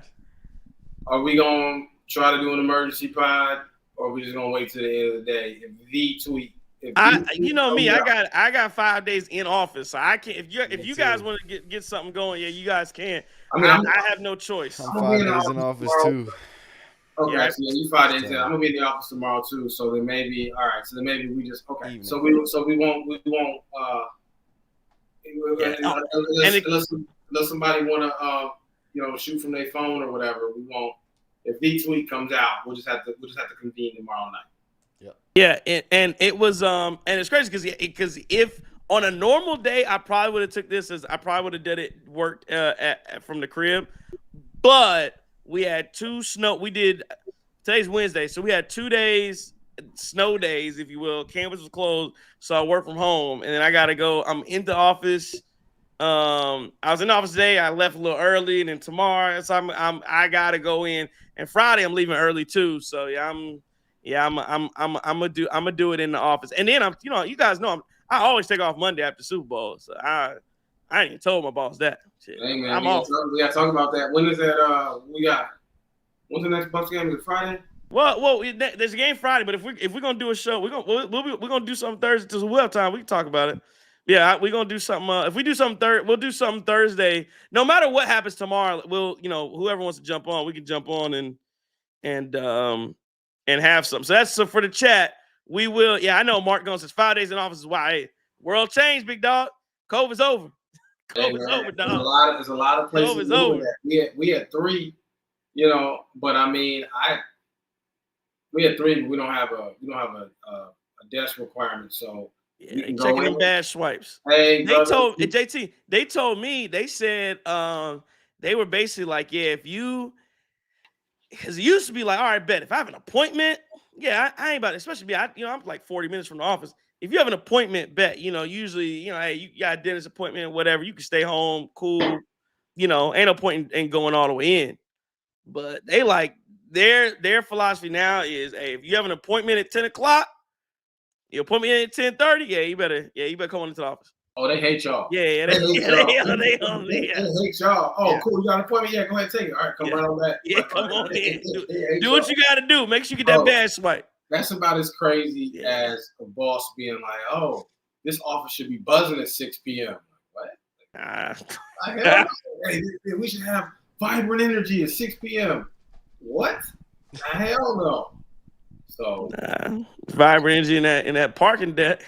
Shay. Right. I mean, yeah, bro, that is crazy. Yeah, that is nuts, though. Like literally, you 5 days in office. Oh, it's nasty. That sounds painful to me. Yeah, it's nasty, and that's why. Yeah, I don't mind no more leaving early. I'll come in late. You got me coming in. I used to check the email. So you got me coming in 5 days a week. Yeah, I don't really feel like I got to do all that. I'm in the office too much for that. But so anyway, okay. So tomorrow. Let's shoot. You good? Shoot for 7:38. Yep. Y'all good with that? Okay. All right. So 7:30. We'll play it by ear, but that's for the chat. 7:30, 8 o'clock. Come back right here. We'll be whatever happens. We'll talk about it. We'll be here. We will talk it through. If nothing happens, we'll talk that through. What does that mean? But at least we'll get something in and see. There's no way John Horst does nothing. There's no way John Horst does nothing.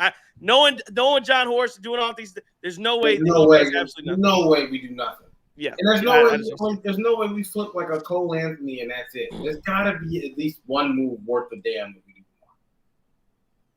Yeah, there's gotta be something there's gotta be something you can do that works. James Moore says he'll be right here. Good, you'll be right here. We'll be right here. All right, let's go to Twitter. After a win over the New Orleans Pelicans, Andy Waba says no Bobby, no problem. At Wisconsin HFC says went along tonight. Wasn't planning to. Tickets were going to go to waste otherwise.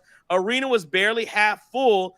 Very enjoyable game of basketball, though. Nice to see some semblance of an offense out there. Defense very much optional. Trade deadline, ? Just keep Giannis. So he's saying it was half full in the arena tonight. At Brewer Soldier says more Pete Nance. At Porque No Gooey says tank or not. It's more fun when they win. F it. Let's win 18 out of the next 20. There you go. At MKE Bucks 91, who I believe MKE Bucks 91 is, can't remember who he's in. I think that's Dustin. I think MKE Bucks 91 is Dustin Wagner, I believe.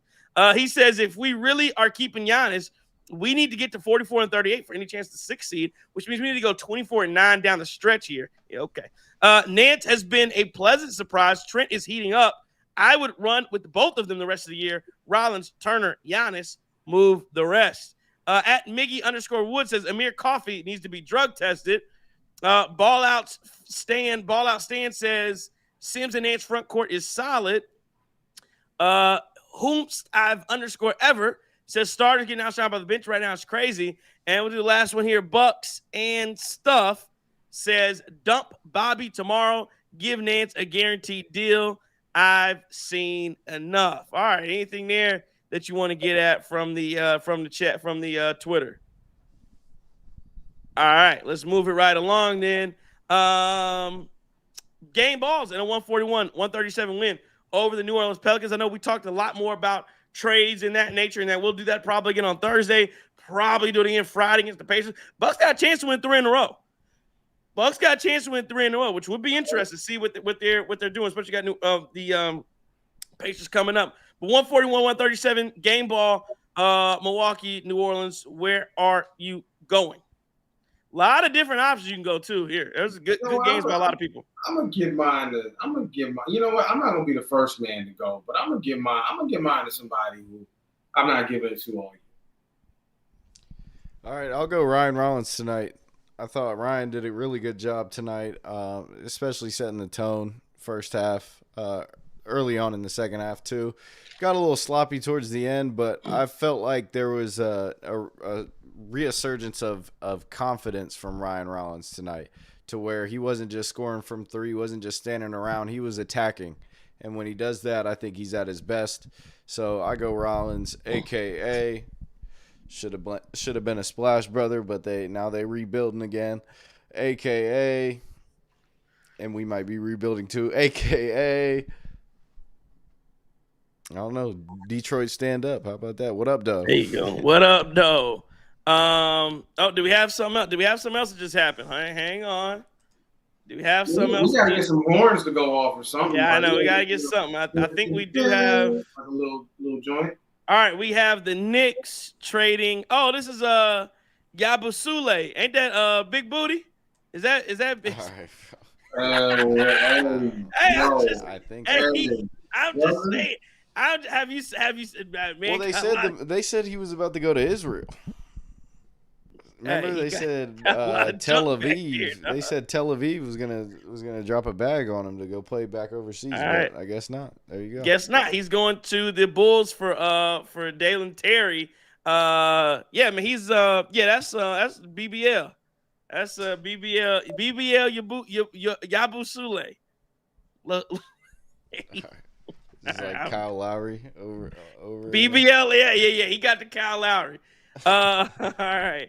So that means you got to put a little bit of respect on Dalen Terry's name, one of Arizona's finest. Arizona's finest. Okay, there we go. One of Arizona's finest. Appreciate it, Jaker Obey. With the let us know that there was a trade going on. With the Yabusele. All right, game ball for me. Would it just be Jake Roby? Is that Jake? Oh, I think it. Oh. What I say, Jaker Obey? He can go to bed too, brother. You need to go to bed. Man, Nigerian. Want to invest in some spectacles, my guy. Go ahead. I've been saying that like 3 nights straight. I've been calling him Jaker Obey. It's Jake Roby. You better get you some of these. They're gonna work wonders. Hey, what's the name that Key and Peele sketch? What he talking about? Balake. Balake, yeah, man. Aaron. All right, my bad. Jake Roby. That makes perfect sense. Jake Roby. All right. My bad, Jake. Game ball for me is I'm gonna go Rollins, good pick. I probably would have done Rollins, but there's so many options. I'm gonna go something different here. I'm gonna go Don't take mine. Please don't take mine. I'm gonna go KPJ. Coming back. I'm gonna go KPJ. Good. Coming back from injury. That's the main reason I'm gonna do it, because he came back from injury. His last 5 before he went from injury was playing rough with the oblique strain. But glad he came back again. He did have 4 turnovers tonight. But he made him up with. He made him. Yeah, he got hurt. He missed that wide open dunk. He missed. I was, oh my god. But he came back with the bad oblique. Hurt it. Look, he got hurt somewhere too. Oh, BYU lost tonight. Look, he got hurt as well during the game, hip or something like that. But he made it for the 4 turnovers with 5 steals, 18.6 rebounds, 9 assists tonight. He was 7-14 from the field. Was a +1 on the night. Had a big. Should have won it in regulation. Had a great spin move, then a great pass to Miles Turner, but Miles is out of bounds. If they say so, but I'm gonna go KPJ for my game ball tonight. AKA Kevin, AKA Scooter, AKA Sakuda, AKA I'll be watching anime. You watch anime, though. You watch anime. So I'm gonna go with Pete Nance tonight.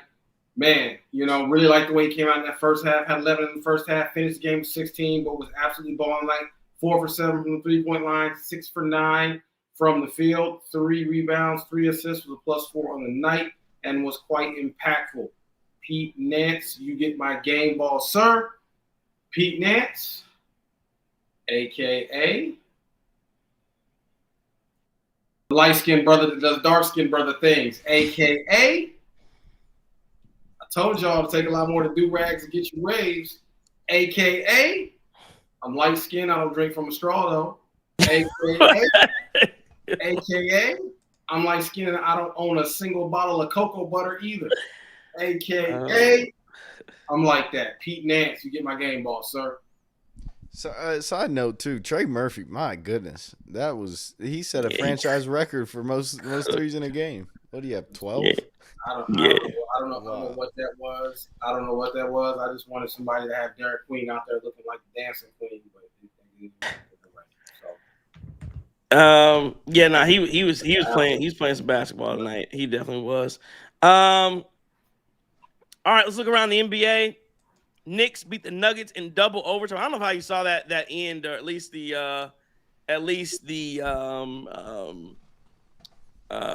end of they should have won it after the first overtime, I believe, but they called a foul on an off-ball foul on Mikal Bridges. That was kind of crazy. But they ended up winning 134-127. Can we get Deron Timberwolves. Holmes? Who got Deron Holmes? Can we? Need to back up big. Has he been good in the NBA? I don't think he hasn't really done that in the league. They don't play him though because they got Valanciunas and Jokic, obviously. But he was hurt. But Valanciunas was hurt for a minute. With Achilles last year, right? Holmes did, yeah. Yeah. So I don't know. I mean, those are same thing with Obi. It's like those are the guys you might have to take flyers on. Yeah, flyers. They're willing to give them up. Yeah. No, I get where you're going there. He was a DNP tonight.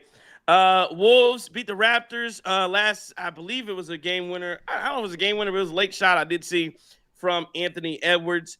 Celtics beat the Rockets 114-93. The Spurs beat the Thunder.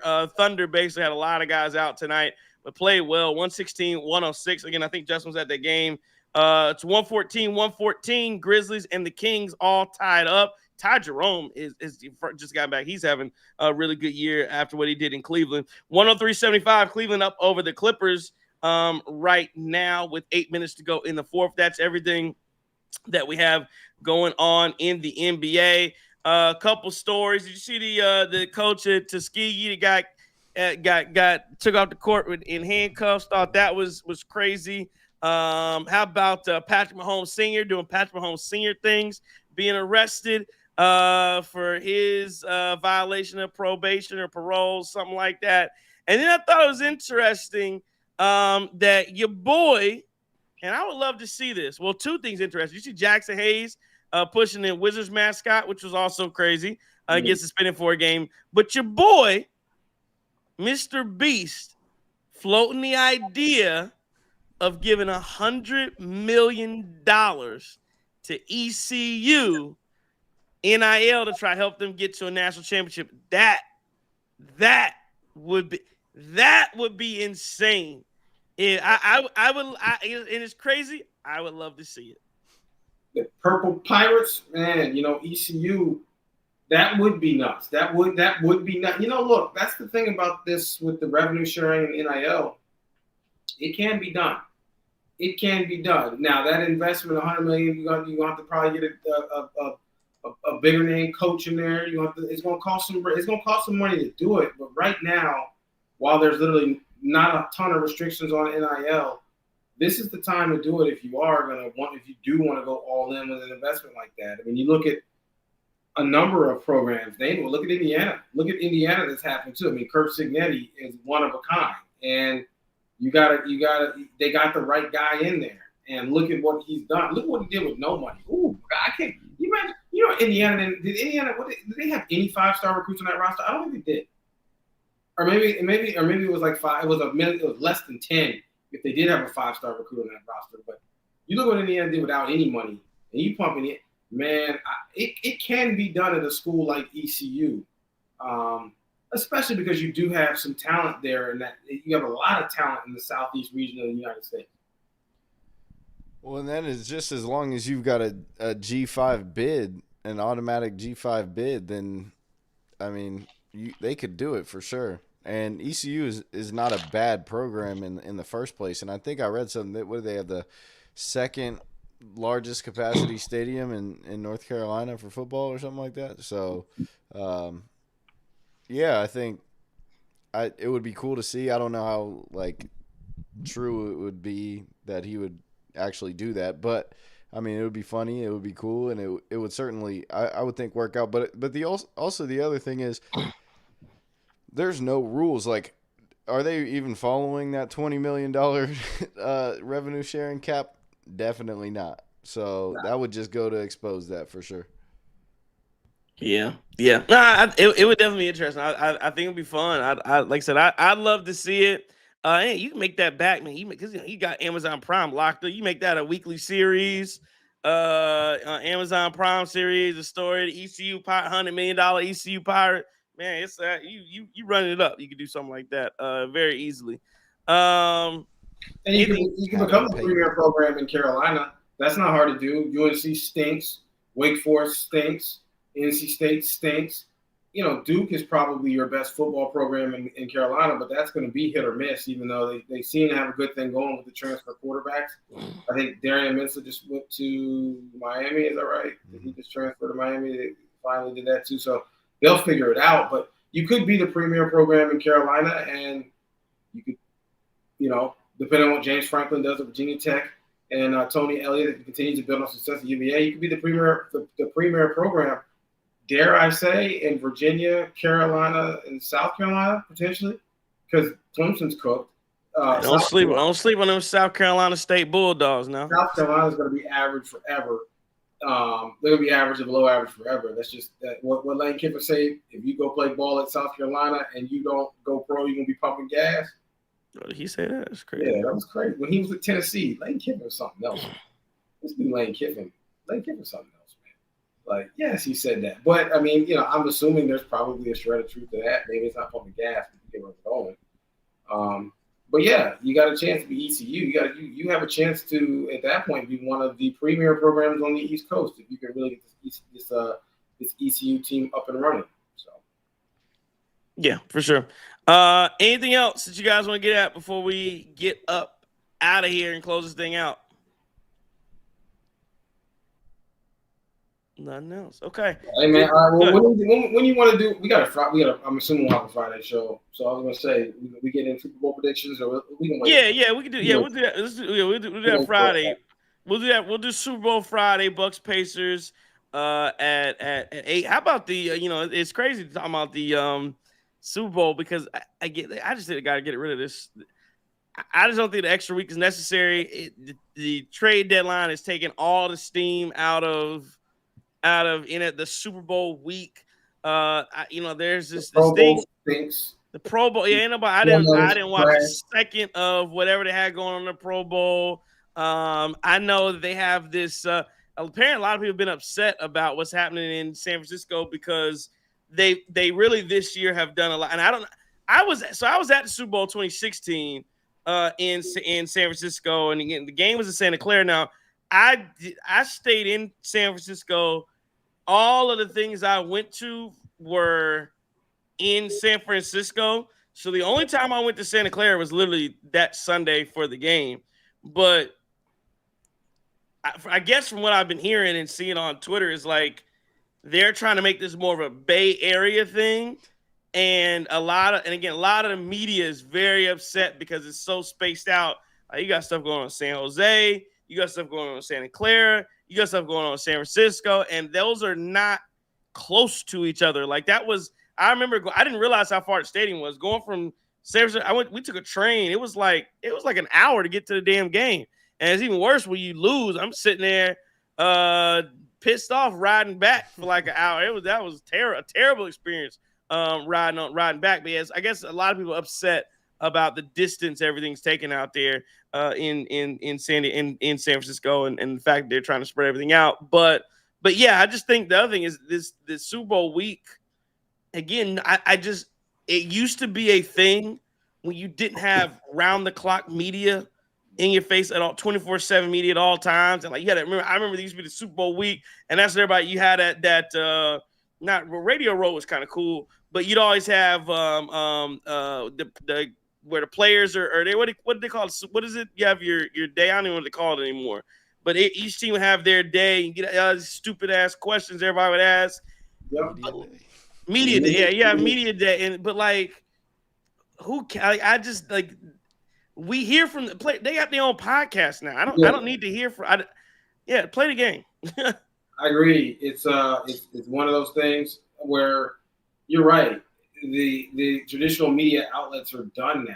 Washington Post is shut down. I mean, you name it. Traditional media outlets are cooked. Washington Post did not shut down completely. They just got rid of their sports and everything else. But players, new media as Draymond calls it, they can give you access. They can tell you what you really want to know.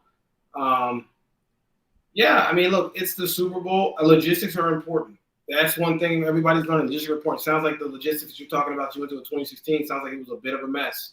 And it's been that way in a few different places. San Francisco's not the only place. But, the Pro Bowl, who wants to watch this mess? I don't want to watch these grown men play flag football. This is not entertaining. This is like, they got to figure this thing out. I don't know. I know they were mad about how the players and pads didn't want to tackle, didn't want to do anything. But, look, that was a hell of a lot more entertaining than this mess. And watching flag football. I do want to note, this is now, again, so sometimes this is from NBA Central. But NBA Central, they do the aggregate stuff. And so I have noticed that they will take what people say and shift it a little bit. It's like not exactly what this person said, but I will read their tweet. They put out per Shams Charania. So again, I haven't seen the clip, so they may be off or on a little bit, however you want to take it for what it is. It's NBA Central. But they're saying that the Warriors, this is from Shams Charania, that he is allegedly saying the Warriors believe that the Bucks are not going to trade Giannis to any team at the deadline. That's per Shams Charania. And again, that is from the NBA Central. So again, who knows if that's actually the quote? But that was from Shams Charania. As we've been saying for about a week now. I believe it. Trader would be in the offseason. But, hey, Chris, Gonzaga lost to the Portland Pilots. Oh, that's wow. Wow. But Gonzaga always does that. They always got that one West Coast Conference game that trips them up. And they're actually supposed to be in the Pac-12 next year. So that's interesting. They won't be in the West Coast Conference anymore, finally. But that conference is not that good. They've got, again, those teams like Oregon State, Colorado State, I think, is making the move. San Diego State's making the move. So it'll be certainly interesting when that happens. But, yeah, that's a bad loss. And Gonzaga seems to have one of those. I was today years old when I found out Portland's mascot is Pilots. Wow. Speaking of Super Bowl, did you see that Ryan Leaf went off on Pro Football Doc? Apparently he Oreo? No, not Pro Football Talk. The dude, Dr. Chow, used to be the doc for I think he's doc for the Chargers. Well, yeah, that's why Ryan Leaf probably don't like him. Allegedly something happened in Pro. I don't know exactly what happened. Did you see the question? Well, the nickname the guy gave Jackson Smith and Jigba. Yeah, that was terrible. What are you saying? Something route runner? That's Emerald City route artist. Emerald City route artist. The fuck out of here. It's all those TikTokers that get massive followings and then they get media credentials and suck. Yeah, that's what that is. Yeah, Emerald it's City all route bad. Artist. That's terrible. That's terrible. Very terrible. James Moore says baseball is the only sport where they actually try an all-star game. Somebody asked me if I watch some show on and I don't watch anime. Only anime I've ever watched is Dragon Ball Z. It's the only anime as a kid. That's the only thing I ever watched. I don't watch. I know Sakuda watches. I don't watch this. I don't watch Dragon Ball Z. Boondocks. Do you count? Is that really an anime? That's not anime. I mean, the animations are they use it so. They use the Japanese artists to do the animations, so that's why the fight scenes and all the shit looks like that. But I don't know. Do you count Boondocks as anime? I don't know that you do. I don't know. Boondocks is fire. We could really use it in Boondocks would go crazy today. It would go crazy. But okay. All right, let's wrap it here, gentlemen. Bucks win at 141-137 over the New Orleans Pelicans. Good times talking about all that stuff and the NBA trade deadline. We will be on tomorrow sometime between 7:30 and 8 p.m. talking to you yet again.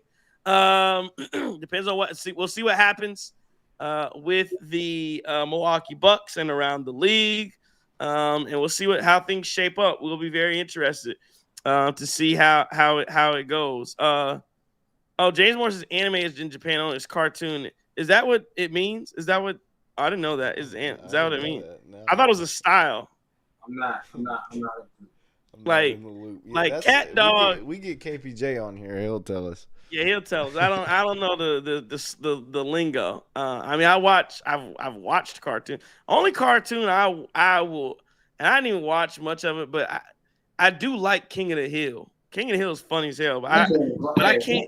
Hank Hill's something else. Yeah, but I used to sit and watch this stuff, but I can't like sit. Of all the shows and movies I watch now, I just can't sit and watch a car. Like I just have too much that I watch that I just don't get with. Like I just have not. I don't know that I watch a cartoon now. But King of the Hill is fun. King of the Hill is hilarious. So my thing is the cartoons now look crazy, man. Like the cartoons now with the graphics and everything look a lot different than the cartoons when we were kids. I remember, man, in days. You know what? I'm gonna keep it a buck with y'all. I remember them days we was watching Adult Swim. Oh yeah, watching Adult Swim. He was watching Adult Swim. And you wait till everybody go to bed. Try to get through channels you're not supposed to get, and it's hilarious because the screen would be like green and moving or whatever. Right? You was on Cinemax. You're right. You was on Cinemax, but you could see a little bit. Like look when your screen's doing this. And then you can like squint, and then you can see that joint a little bit. So you like, yeah, I remember that, man. Oh wow! Turn that volume down. All the way down. Hey, man. As long as you ain't paying for nothing, you all right. I remember that. Yeah, no. Say what? What's that? Adult content. Yeah. No, American Dad was good. Against another one I watched. American Dad was good. Family Guy was good. The only one I never got into the Simpsons, and I never got into South Park like that. I never really got into South Park or the Simpsons. Stars After Dark, you know. Hey, BET Uncut. When I was BET Uncut. Family Guy was dope though. Like, Family Guy was dope. Family Guy had jokes. It was hilarious. And listen, if you are, I mean, I think BET Uncut is a rite of passage for young men. BET Uncut is a rite of passage where you got to watch a little bit of BET Uncut, and then when it's over, guess what comes on? Church. Hey, guess what comes on? To be some televangelist type church, you know, screaming at you afterwards if you made it that far. But yeah, BET Uncut. The cool thing about Uncut was it was a cool way to learn new music and then to see alternative videos or stuff. You're like, what? Is this real? Oh man. Yeah. I didn't watch Futurama. I haven't watched Archer. I tried to watch Brickleberry. That's funny. That's a good one. I tried to watch BoJack Horseman. Didn't get into it. What was the other one? There was another one on Netflix. What's the dude? What's the dude? Nick Kroll, and it was all about like little preteen people, and they were all like these horny little characters. You know, bro, it had these. Yeah. They was wilding. Yeah. You know what I'm talking about, bro. That show was funny. I probably watched like a good 3 seasons of that, and they just did the same thing over and over again. But that was funny as hell. I can't even remember the show. I can't remember what it's called no more. Somebody will tell it. It's on Netflix. Somebody will tell it to you. What's man's name in Family? Quagmire. Quagmire or something. Oh man, I remember that. By the way. Hey man, y'all see Drewski pulling up to the game. Sky Bree sitting courtside. Go ahead, brother. Drewski always paying for it. Big head. That's what it is. No, it was called. No, it was not called Big Head. Now I gotta look it up. You said Drewski paying for Big Head. Yeah, it was Big Head. I think. No. I think Scott Reed probably just want to be seen a little more. Nah, he's paying. You know? Oh, it was called Big Mouth. It was called Big Mouth. Big Mouth. It was Big Mouth. Big Mouth. Man, no, you know, come on now. You know you're paying for it. All right, let's wrap it for real here. Appreciate everybody for joining us tonight. And then, we got into it after. This is like Cream City Crossover Uncut. Appreciate everybody for joining us. Could have been anywhere in the world, but you were here with us after Milwaukee Bucks win. Big win for your Milwaukee Bucks, going for 3 in a row on Friday. We'll be here tomorrow, 7:30, 8, something like that. Appreciate it. If you didn't hit the like button on the way in, hit that like button on the way out. If we talked about one of the shows you like, hit that like button on the way out. Make sure that you subscribe, like, follow, all that good stuff. Tell a friend about the Cream City Crossover. Is the best Walk West Sports from all the land. Yeah, this has been a Cream City Media Group production. Run a group, sir. JT, did you hit the back button in real time? Chris King.